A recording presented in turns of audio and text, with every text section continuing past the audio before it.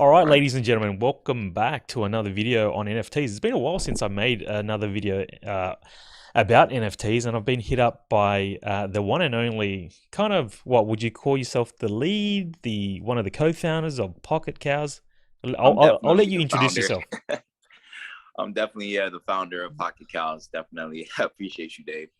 So Cordero is it Cordero?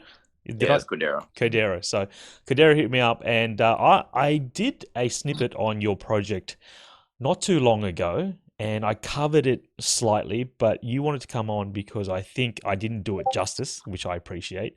And this is an opportunity for us to delve a bit into Pocket Cows, the NFT project, what it's about, because I think one of your big claims to fame when it comes to Pocket Cows is the whole passive income stuff. So, I mean, give me a summary of Pocket Cows and your journey within the NFT space. Yeah, absolutely. Thank you. I've been in this space since 2012. Been a part of various blockchain projects, backgrounds of development. And when it came to Pocket Cows, I wanted to stand on two key principles. The first one was the transparency and try to do like an anti-rugging protocol or anti-rugging approach.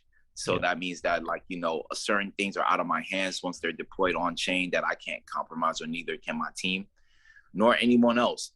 And the second thing was true financial empowerment for individuals in a sovereign type of in-house economy. Yeah. And so my answer to that was passive income. I feel like that's the best scale of cash flow for any human being on this planet is passive income. So definitely I wanted to bridge those worlds together and stand under one umbrella, and also introduce people pretty much a crash course of cryptocurrency up to the state. Bringing a business model that's hybrided off of DeFi and Mhm. NFTs, and showing some type of common playing field where they actually can benefit each other and be reciprocated.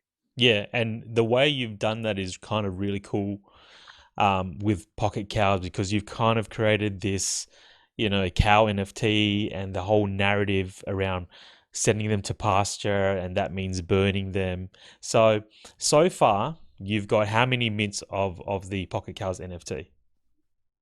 As of today, word of mouth, we have 219 Yep, Pocket Cows minted. I remember when you did the that snippet on us, I think we're around 120, 127 yep. at that time. So, definitely we've been fighting throughout this whole saturated market, and regardless of the bear market, we've actually been scaling pretty Yeah. positive. And the reason why, and I told you this before we came on, the reason why I don't do too many interviews on my platform is because you don't know what is a rug anymore. You don't know who you can trust within the NFT space. But I brought you on because I noticed you guys have been around since at least July 2021. And for me, that shows good credibility within this space that you guys have stuck in there long enough, and especially that you guys are grassroots aiming for really, organic growth, right? Yeah, we're definitely trying to take a grassrooted approach. We've been approached by various parties to stop our project, start a new project, work for them, because of the technological aspects that we bring to the space, and people want to license our technology. Mm, But we chose to stay independent. We chose to stay in-house. We're trying to do it the right way, yep. because distribution at this scale, when you're trying to build an in-house economy, is very important. And we're trying to do our part before any bad characters try to come in and try to, whale in, or, try to do some bad character things. Yep. Yep. For sure. For sure. So it's a growing community. You guys are organically growing through word of mouth. And like I said, I looked on YouTube and you guys haven't been covered. So, I'm here to help you guys out. So tell me how the mechanics of Pocket Cows work with minting the cow, sending it to pasture, and what that all means. Yeah, so we have two working products out on market out of our roadmap. The first key one is the Pasture.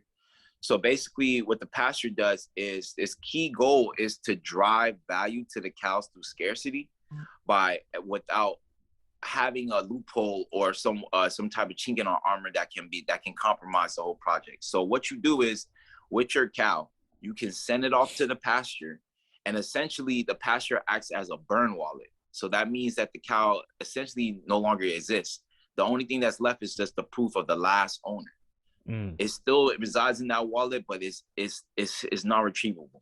So what happens is a few things. The collection gets smaller for Yep. every cow that's sent to the pasture. Mm-hmm. So in theory, that should drive the demand and the value of all the other circulating cows that are still on market. The second thing that happens is the specific owner that sends their cow to pasture now starts receiving a portion of transactions from all other circulating cows outside of the pasture. Yep. So you're tapping into the whole cow collection, the whole cow network, and having other thousands of cows being sold back and forth. Mm-hmm. You'll always get a percentage of that at whatever rate they're selling their cows. Right. Okay. So you get a percentage of the royalties, like the transaction fees that happen on the secondary market with the trading Correct. volume and all that good stuff. Correct. What have you set it at? The mint price is 0.06, which average well today is I think is about close to $110 right now for a Yep. cow. Yep. And our secondary market is non-existent because out of the 93 holders that we have in our community and 219 cows that have been minted, now one person has tried to sell or set a floor price. So on OpenSea, we still look brand new. Yep. We don't even have a zero. It's just 2 lines. Yeah, so on OpenSea, it doesn't show that there's any floor price at the moment, and I'm just looking at OpenSea right now. How did you get in contact with your artist? So he's you've been working with him for a while, Me or and her? Josiah are yeah. Me and Josiah have been friends for about 10 years now. Okay. On just a more of a personal note, just for going to the same high school and whatnot, having the Oh, same nice. friends, house parties and whatnot. So it's really was a key thing for me being in this space and being around people that wanted to be anonymous. Some people want things certain ways.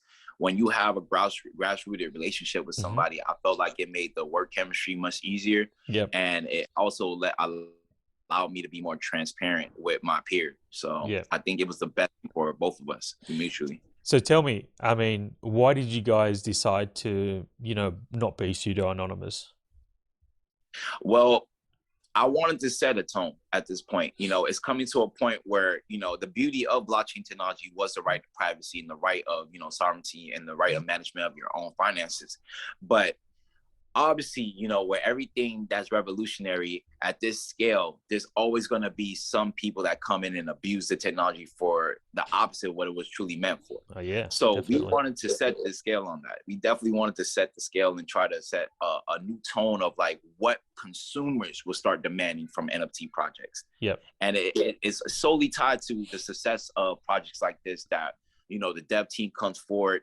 They fully dox themselves, get out their credentials, even register their company as an LLC or S corporation. We decided to go with an S corporation based out of Miami, Florida, and just hold these people more accountable and more responsible for the actions that take place. I think the perfect example recently is the Azuki NFT project. Yes. The guy was a part of 4 different rugs in 1 year, Yeah. making a minimum of $2 million each. Crazy. So it's time for certain things to stop so that the NFTs can stop having this bad luck. Cryptocurrency as a whole can stop having a bad look. Yellen in her last press was talking about Luna, UST, the economy collapsing. And then on the other hand, we have blue chip NFTs rugging all the time. Yep.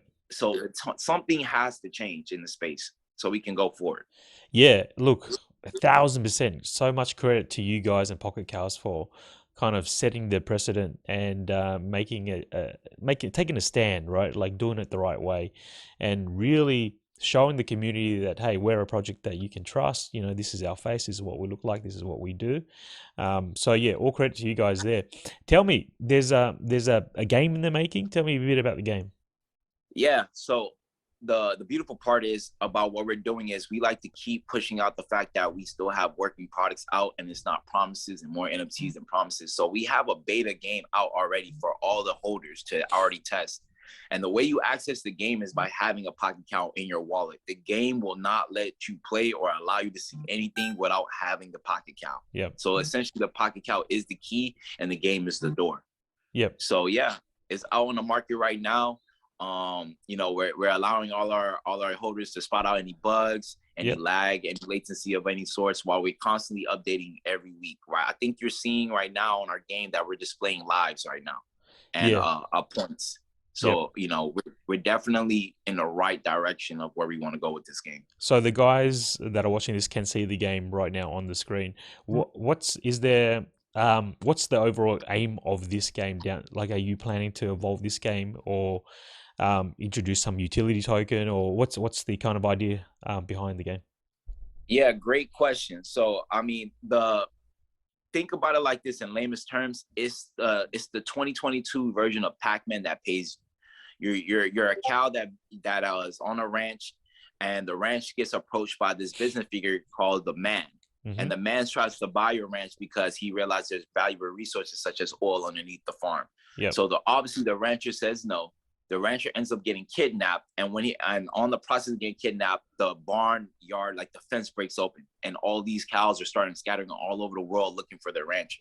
So, and a gameplay objective, you're venturing through all our stages all around the world, and your goal is to try to get the highest score on our scoreboard. We have a leaderboard, Mm-hmm. and if you're on the number one spot at the end of the weekly cutoff period, Yep. you receive a free pocket cow out of our pocket cow reserve. Oh, nice. So out of the 10,000 collection, 10%, 1,000 of those cows Yep. are held in the same wallet that deployed the contract, so everybody can see what's going on. Right.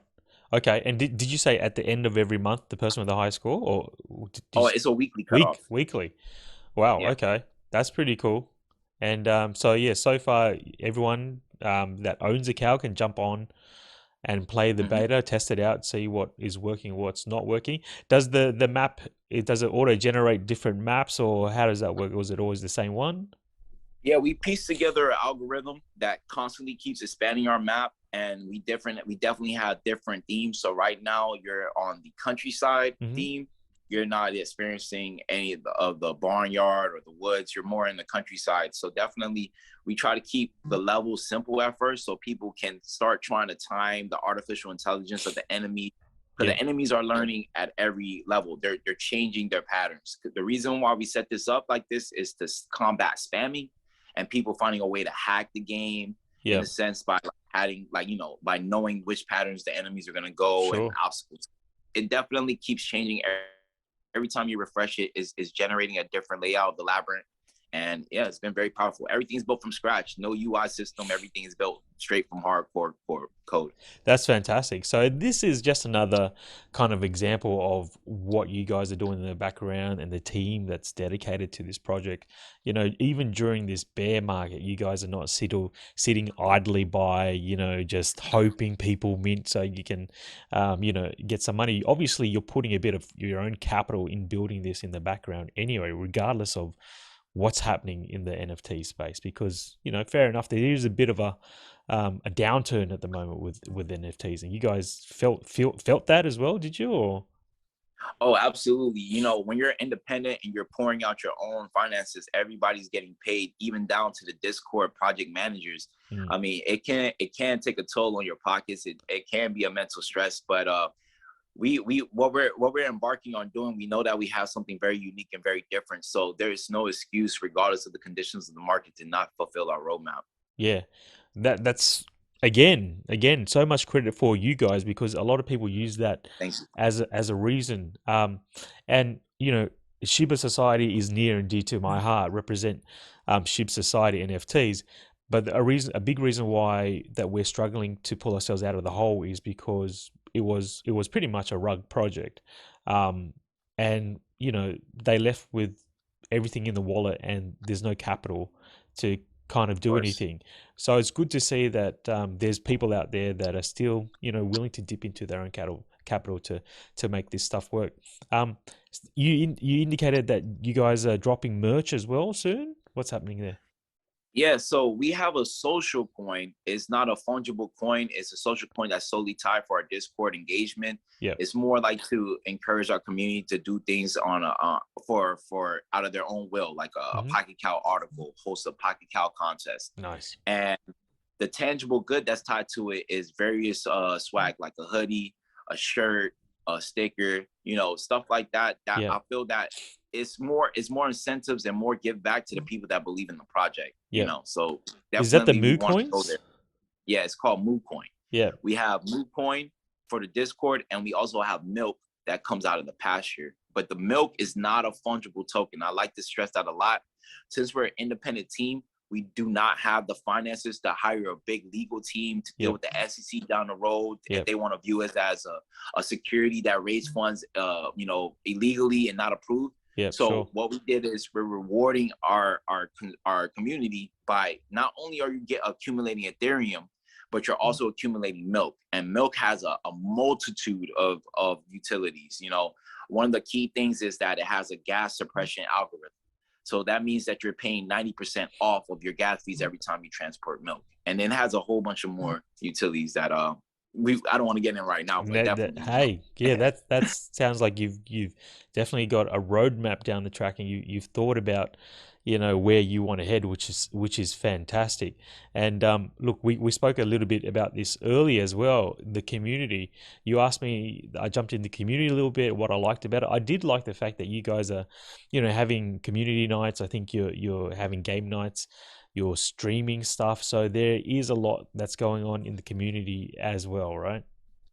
yeah, absolutely. We have a weekly AMA, so our community gets together. They ask us what's the update. It's kind of like what businesses do as like a call conference, but we're just doing Twitter Spaces AMAs, and they kind of express any concerns they have, any Mm-hmm. suggestions, any ideas. We have a movie night every Thursday. We show all the right now as of now. We show all the latest highlighted sporting events and all the pay-per-view fights. Yeah. Something just to give back to our community and just keep us, together in these hard times as the market just keeps doing what it does. That's fantastic, and that's what community is all about. Like community within the NFT space is not just about buying an NFT and sitting around doing nothing. It's not just about conversation, but it's also about doing something together, watching pay-per-views, watching movies, really engaging, enjoying games, and doing all that stuff. So, yeah, man, Pocket Cows NFT. If anyone is interested, yeah, check them out. They're growing organically, which is what I love. Again, always said it a million times over. Love organic grassroots projects. No bots, no hardcore shilling, and no influencers like just shilling projects. And then it's hard to trust things in the Yeah. NFT space now. That's the problem. And when you find something that's really solid and genuine, hey, it's worth a look. So for me, Pocket Cows is one of those projects. Yeah, we definitely appreciate you, and we know that what we're doing is against the grain a lot by first of all introducing a new technological mechanism into the NFT space, and then on top of that, trying to teach people and then go through all the noise that's going on. And I got to give it to these guys. These ruggers, they know how to market. They know how to market. They know how to push it down people's throats and create some type of superficial hype. Yeah. But we've been cutting right to through that noise and getting straight to the consumers. And I feel that this grassroots marketing is doing something. We definitely have plans to expand. That's why, meeting great people like yourself, Dave, and others, we're definitely on the mission to raise the awareness. Yep. Well, look, I'm here, happy to support you guys. If anyone's interested, check them out. Details for their page, their Discord, their Twitter, everything will be down in the description below.